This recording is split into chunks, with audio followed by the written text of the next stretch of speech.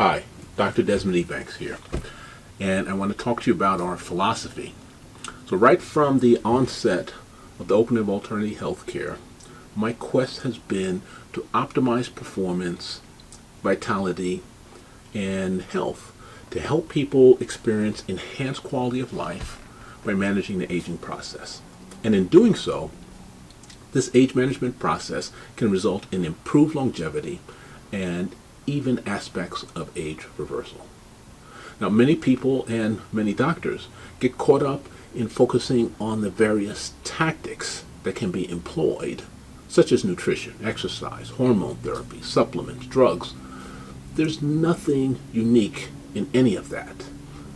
The difference really is in how those tactics and others are deployed in an overall strategy to reach your ultimate goals. If we look at a graph such as this, where we're looking on the vertical axis, quality of life, and the horizontal axis is lifespan in years, and the X is the time of death, whatever age that might be. I think you understand that this is a typical curve where in your younger years, the quality of life or vitality or performance, whatever you want to substitute on that side, is high, and there's a gradual decline in the middle years until the time of death. So even from the outset of alternative healthcare, I talked about squaring the curve. And what does that mean? Well, that would mean in an ideal world, you would stay on this high level of performance and quality right until the time of death, and then you would just drop off and die without any diminishment in cognitive or physical, capacity. Well, we know that doesn't happen except in cases of a sudden death from an accident or something else along those lines. But this is not how aging works. So let me get another graph so we can, work on that. So here's another graph, and on this graph we're going to use 80 as a time of death. That's close to a typical lifespan. And so again, this graph is of the typical lifespan, and we're going to use a red color to represent the age-managed life. And so the age-managed life is not going to stay up on the high part of the curve, but instead from about here, we would then extend that out, and it would look something more like that. So there are three very important features to take from this graph. So again, we're going to say that this red or orange color is the age-managed life. And the first important thing is to see in this middle part of your life, this is going to be your 40s, 50s, or maybe even 60s, that there is a delay in the diminishment in cognitive function, health, quality of life.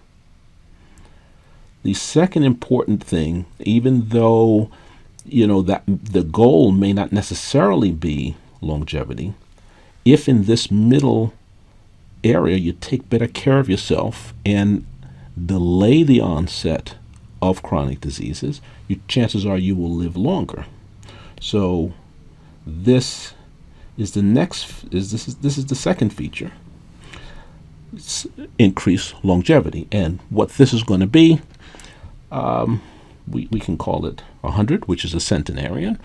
Maybe it's 95, maybe it's 105.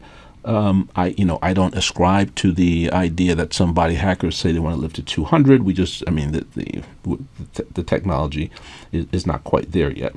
Then the third feature, and I'm going to put this in a different color here. We'll use this bluish color. And that's if we look again at quality of life, and when that quality has dropped by 50, 60%, so you're at 40 to 50% of that peak quality. If we draw a line over to the standard line and you come down, you see that there's this gap which is typically 10 to 15 years of significant decline from here to the time of death, where you generally suffer from either some chronic diseases or chronic pain or something like that. And if you come out to the age-managed life, you will see that there is a smaller time in here from the onset of diminished capacity to death. So those are the three main features of an age-managed life. Our philosophy is to work at the cellular level to enhance performance of every cell and organ system in your body, to restore lost vitality and prevent or delay the onset of diseases that can, negatively impact your day-to-day living or shorten your life. Because in studies of centenarians, which are people who live to be 100 or more, their longevity is not because they don't get the same diseases that everybody else gets. It's that the onset of those diseases tend to be much later. So they're delayed in onset. So if we can change that trajectory of health risks with our overall strategies, we can avoid many of the chronic diseases and live a happier, more fulfilling life.